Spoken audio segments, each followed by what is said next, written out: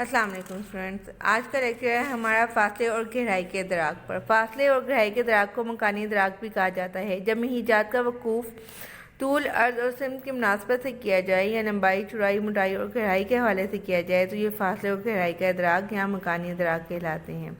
لمبائی کا تعلق دوری اور قربت سے ہے۔ جب ہم کہتے ہیں کہ فلاں سڑک کتنی لمبی ہے تو اس سے مراد ہے کہ اس کا نقطہ آغاز سے نقطہ اختتام تک۔ چوڑائی کو بھی اسی طرح بتایا جائے گا کہ کہاں سے شروع ہوئی اور کہاں سے کہاں تک۔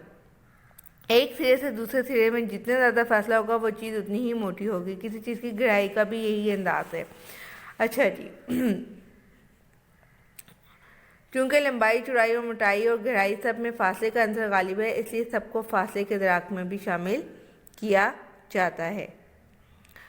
فاصلے اور گہرائی کا فاصلے کا ادراک ہماری زندگی میں بہت اہم ہے۔ اسی کی بدولت ہم دور اور نزدیک کی شاخ کو جانتے ہیں اور حادثات سے بچتے ہیں۔ فاصلے اور گہرائی کے ادراک میں اگرچہ ہم تمام حواس سے مدد لیتے ہیں مگر سمعی اور بصری حواس سب سے زیادہ اس میں اہم ہیں۔ ہماری آنکھیں ماحول سے مختلف علامات اور اشارات وصول کرتی ہیں اور یہ ہیلپ کرتے ہیں فاصلے اور گہرائی کے ادراک میں۔ یہ ادراک ایک آنکھ سے بھی کیا جا سکتا ہے اور دونوں آنکھوں سے بھی۔ اسی طرح کانوں سے سمعی اشارے وصول کیے جاتے ہیں جن سے حواس کے فاصلے اور سمت کا تعین کیا جاتا ہے۔ سمعی اشارے ایک کان سے بھی وصول کیے جاتے ہیں اور دونوں کانوں سے بھی۔ اب ہم ان سمعی اور بصری اشارات کو باری باری تفصیل سے ڈسکس کرتے ہیں۔ بصری مکانی ادراک۔ گہرائی اور فاصلے کے ادراک میں فطری طور پر عرض و شکل کی صورت میں ادراکی تنظیم پائی جاتی ہے۔ عرض اور شکل کا تاثر بھی گہرائی کی بنیاد بنتا ہے۔ گہرائی اور فاصلے کا بصری ادراک دو طرح کے علامات سے حاصل کیا جاتا ہے۔ بیٹا بیسیکلی بصری ادراک ہم لوگ کرتے ہیں دو طرح سے، ایک آنکھ سے اور دونوں آنکھوں سے، ٹھیک ہے۔ ایک آنکھ سے کیسے کرتے ہیں اس کے لیے کچھ اشارات ہیں، اس میں اضافی حالت ہے۔ اگر بصری احاطے میں اگر کوئی چیز پوری طرح سے ہمیں واضح نہ ہو، کسی چیز نے اس کو ڈھانپ لیا ہو تو ہمیں لگتا ہے کہ جس چیز نے اس کو ڈھانپا ہوا ہے وہ آگے کی طرف ہے، وہ قریب ہے، اور جو چیز ڈھکی ہوئی ہے، کلیئر نظر نہیں آ رہی ہے، وہ فاصلے پہ ہے۔ یہاں پہ آپ کو ایک پکچر میں یہ اگزامپل نظر آ رہی ہے۔ ٹرائنگل ہمیں سب سے آگے محسوس ہوتا ہے کیونکہ ٹرائنگل اسکیئر کو ٹرائنگل نے ڈھانپا ہوا ہے، ریکٹینگل کو، تو ریکٹینگل ہمیں ٹرائنگل کے پیچھے فیل ہوتا ہے اور ٹرائنگل نے ریکٹینگل اور سرکل دونوں کو ڈھکا ہوا ہے، اس لیے ہمیں دونوں چیزیں دور محسوس ہو رہی ہیں اور ٹرائنگل قریب۔ یہ اضافی حالت کہلائے گی، ٹھیک ہو گیا۔ دوسری علامت جو ہمیں نظر آتی ہے وہ ہے اضافی حرکت۔ ہماری بصری احاطے میں جس انداز سے چیزیں گزرتی ہیں اس سے ان کے فاصلے کا ادراک ہوتا ہے۔ بصری احاطے میں تیزی سے گزرنے والی شاخ قربت کا تاثر دیتی ہیں، مثلا گاڑی میں سفر کرتے وقت قریب کی شاخ بہت تیزی سے مخالف سمت میں حرکت کرتی ہوئی نظر آتی ہیں۔ اس سے ذرا فاصلے کی چیزیں قدرے کم رفتار سے مخالف سمت میں حرکت کرتی ہوئی نظر آتی ہیں اور زیادہ دور کی چیزیں بہت کم رفتار میں۔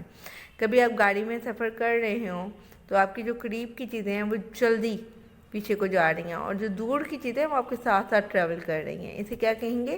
اضافی حرکت۔ جیسے چاند ہے، یوں لگتا ہے وہ تو ہمارے ساتھ ہی چل رہا ہے۔ اچھا جی، اضافی حجم۔ اگر دو مہیجات ایک ہی سائز کے ہوں تو جو مہیج بڑا نظر آئے گا وہ قریب ہوگا اور جو ذرا چھوٹا نظر آئے گا ذرا وہ فاصلے پہ ہوئے گا۔ تو حجم کی وجہ سے بھی ہم قریب اور دور ہونے کا ادراک کرتے ہیں۔ اضافی قد و قامت۔ اگر ایک جیسی کئی چیزیں ساتھ ساتھ ہوں تو جو چیز نیچے نظر آئے گی وہ نزدیک ہوئے گی اور باقی جو چیزیں دور نظر آئیں گی سامنے دی گئی صورت میں اس کی مثال دی گئی ہے۔ یہ جو تصویر قریب کی ہے ایک ہی سائز ہے لیکن جو لائن کے قریب ہے وہ نیچے نظر آ رہی ہے وہ قریب ہے اور جو دور پیچھے کو نظر آ رہی ہے وہ فاصلے سے نظر آ رہی ہے وہ چیز دور ہے۔ روشنی اور سایہ۔ روشنی اور سائے سے بھی گہرائی کے ادراک کا پتہ چلتا ہے۔ جو چیز کلیئر نظر آتی ہے وہ قریب ہوتی ہے اور جو مدھم ہوتی ہے وہ دور نظر آتی ہے۔ یہی وجہ ہے کہ روشنی میں فاصلے کا تعین زیادہ آسان ہو جاتا ہے اور اندھیرے میں ہمیں اتنا کلیئر نہیں ہوتا۔ اضافی وضاحت۔ جو چیز ہمیں کلیئر نظر آتی ہے وہ قریب ہوتی ہے اور جو دور نظر آتی ہے آپس میں، جیسے یہاں پہ یہ چیزیں مکس ہوتی ہیں، یہاں پہ نظر آ رہے ہیں اسکیئرس بنے اور اوپر کراس ہیں، دور سے وہ مکس ہو رہے ہیں، اس کا مطلب ہے کہ یہ چیز ہم سے فاصلے پہ ہے۔ بصری تناظر۔ دو ایک جیسے متوازی چیزیں جیسے سڑک ہو گئی یا ٹرین کی پٹری ہو گئی، قریب سے وہ آپ کو الگ نظر آ رہی ہیں اور آخر میں وہ ملتی ہوئی نظر آ رہی ہیں. تو جہاں سے وہ مل رہی ہیں وہ اس بات کا ادراک دے رہی ہیں کہ وہ ہم سے فاصلے پہ ہیں. تطابق، اکوموڈیشن، تطبیق بھی کہتے ہیں. ہماری آنکھیں جب کسی چیز کو دیکھتی ہیں تو اس کے مطابق محل وقوع کے مطابق اپنے آپ کو ڈھال لیتی ہیں. فاصلے والے مہیج کے لیے آنکھ کا عدسہ جو ہے وہ سکڑ جاتا ہے، جبکہ نزدیک کے مہیج کے لیے عدسہ مہدم یعنی موٹا ہو جاتا ہے. ایسے کہ یہ صلاحیت ہمیں مکانی ادراک میں مددگار ثابت کرتی ہے. سطح کی بنائی چنائی. قریب والے مہیج کی سطح کی جزیات بہت واضح ہوتی ہیں. اس کے تمام ساختی عناصر بہت نمایاں ہوتے ہیں. جو شے جو ہے مہیج شے سے فاصلہ بڑھ جاتا ہے، مہیج شے کی سطح عمدہ اور ہموار لگنا شروع ہو جاتی ہے. کالج کے گراؤنڈ اگر دور سے دیکھیں تو گھاس بڑی ہموار، بڑی خوبصورت نظر آتی ہے، لیکن قریب کھڑے ہو کر دیکھیں تو پتہ چلتا ہے کہ وہاں پہ کیسی کٹائی ہوئی ہے. کہیں وہ چھوٹی ہے، کہیں سے وہ بڑی ہے، یہاں کہیں گڑھے ہیں، اس طرح سے. اب آ جاتی ہے دو چشمی علامات. دونوں آنکھوں سے موصول ہونے والی درج ذیل علامات ہمیں گہرائی اور فاصلے کا ادراک کرنے میں مددگار ثابت ہوتی ہیں. اس میں ہے شبکیہ کا اختلاف. شبکیہ کے اختلاف میں مکانی ادراک کی صلاحیت کا انحصار ہمارے بصری نظام پہ ہے. دونوں آنکھوں کے عدسوں میں 6.3 سینٹی میٹر کا فاصلہ پایا جاتا ہے، جس کی وجہ سے دونوں آنکھوں میں بننے والے عکس ایک دوسرے سے قدرے مختلف ہوتے ہیں. اسی فرق کو شبکیہ کا اختلاف کہتے ہیں. ہماری آنکھوں کے بصری احاطے اگرچہ مختلف ہیں، لیکن جب ہم دونوں آنکھوں سے دیکھ رہے ہوتے ہیں تو بصری احاطے کا یہ اختلاف نمایاں نہیں ہوتا. اگر آپ اپنی ایک آنکھ کو بند کر دیں اور اس کے اوپر ہاتھ رکھیں اور دوسری آنکھ سے دیکھیں تو آپ کو اندازہ ہوگا کہ آپ کو بہت ساری جو چیزیں ہیں وہ کلیئر نظر نہیں آئیں گی جو آپ دونوں آنکھوں سے دیکھ رہے تھے. جب ہم لوگوں نے ایک آنکھ کے اوپر اپنا ہاتھ رکھتے ہیں اور ہمیں ایک سائڈ جو لیفٹ سائڈ کی چیزیں ہیں وہ بڑی، جیسے ہم نے رائٹ سائڈ پہ ہاتھ رکھا بیٹا اپنی آنکھ پہ، تو آپ کو لیفٹ سائڈ کی چیزیں بڑی کلیئر نظر آئیں گی. لیکن آپ ایک دم اپنا ہاتھ اٹھا کے لیفٹ سائڈ پہ رکھ لیں تو آپ کو لگے گا کہ چیزوں نے جمپ کر کے دوسری طرف چینج کر لیا ہے سینیریو. اچھا جی، استقداق کیا ہے؟ کنورجنس کیا ہے؟ جب آنکھوں کے عضلات میں ہماری جو آنکھوں کے عضلات ہیں ان میں لچک پائی جاتی ہے، اگر دور سے قریب آتی ہوئی چیز محسوس ہو تو ہماری آنکھیں جب اندر کی طرف جو ٹرن کرنا شروع کر دیتی ہیں بیٹا، اسے کہتے ہیں کنورجنس یا استقداق یا مڑ جانا آنکھوں کا. اس کے لیے ایک واضح مثال یہ ہے کہ اگر آپ اپنے ہاتھ میں ایک پینسل لیں اور اس کو اپنے ناک کے قریب لے کے آئیں دونوں آنکھوں کے بیچ میں، تو آپ کی آنکھیں اندر جب ٹرن ہوں گی، پتلیاں اپنی جگہ سے اندر کی طرف ٹرن کریں گی، تو اس عمل کو ہم استقداق کہتے ہیں یا کنورجنس کہتے ہیں. آگے ہے سمعی.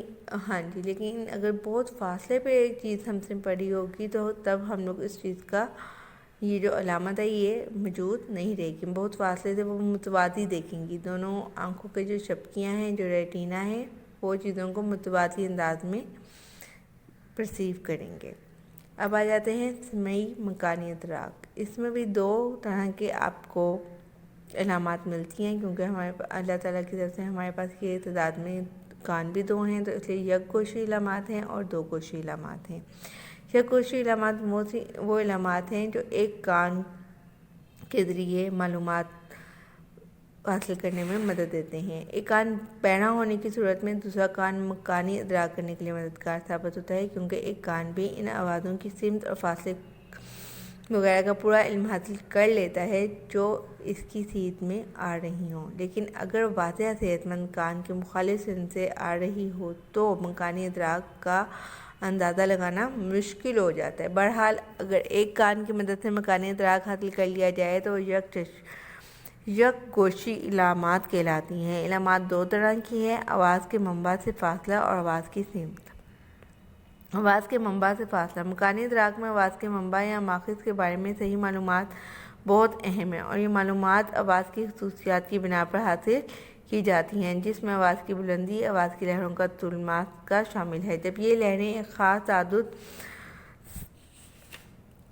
سے کان میں آتی ہیں تو آواز کے منبع کا ادراک پیدا کرتی ہیں۔ ایک کان کی نسبت دونوں کان بلند آوازوں کو زیادہ واضح طور پر سنتے ہیں۔ اس کی وجہ یہ ہے کہ آوازیں ہر سمت سے وصول ہوتی ہیں، جس سے اندازہ ہوتا ہے کہ آواز کس سمت سے آ رہی ہے۔ جب آوازیں کسی کان میں شدت سے وصول ہو رہی ہوں تو اندازہ لیا جاتا ہے کہ وہ قریب سے ہی آ رہی ہیں، جبکہ ہلکی اور نرم آوازیں دور سے آتی ہوئی محسوس ہوتی ہیں، یعنی کہ جو چیز ہمیں لاؤڈ محسوس ہوتی ہے وہ قریب سے آ رہی ہے، اور جو بہت باریک فیل ہو رہی ہو وہ دور سے آ رہی ہے۔ اکثر اوقات جب ہم کسی چیز کو سن رہے ہوتے ہیں تو آواز کی لہروں کی شدت تبدیل ہوتی رہتی ہے، جس سے مکانی ادراک میں بھی اسی انداز سے تبدیلی آتی ہے۔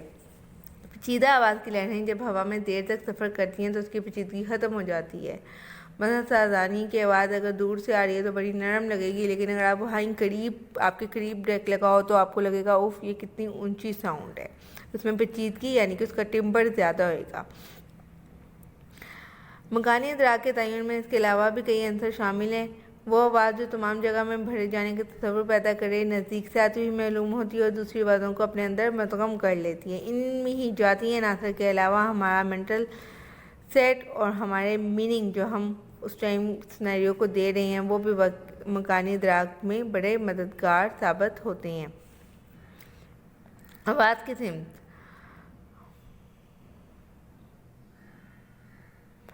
عام حالات میں کسی اور علامت کی عدم موجودگی میں ہم صرف آواز کے ذریعے بھی فاصلے کا ادراک حاصل کر سکتے ہیں۔ یہ ادراک اگرچہ ایک کان کی مدد سے بھی لیا جا سکتا ہے، تاہم اس میں خاصی دقت پیش آتی ہے۔ صوتی لہریں صوتی منبع یا ماخذ سے ہوا کے دوش پر تمام اطراف میں پھیل جاتی ہیں۔ حقیقتاً جب ہوا کان کے پردے سے ٹکراتی ہے تو اسے آواز کی سمت اور منبع یا ماخذ کے بارے میں ادراک نہیں ہوتا۔ مثلا ایک کان آواز کے ایک یا دو مختلف منبعوں سے ایک ہی وقت میں تاثر حاصل کرتا ہے اور ان کا فاصلہ بھی کم و بیش ایک جیسا ہوتا ہے، لیکن ان کی سمتیں ایک کان سے ادراک کرنے والا فرد میں مختلف ہوتے ہیں تو اس کے کان پر دونوں سمتوں سے آواز ایک ہی انداز میں اثر کرے گی اور فرد کا کان سمتوں کے درمیان تمیز کرنے میں ناکام رہے گا۔ تاہم ایک کان کی نسبت دونوں کان ان علامات کو وصول کر کے آواز کے منبع کی صحیح تمیز کر سکتے ہیں۔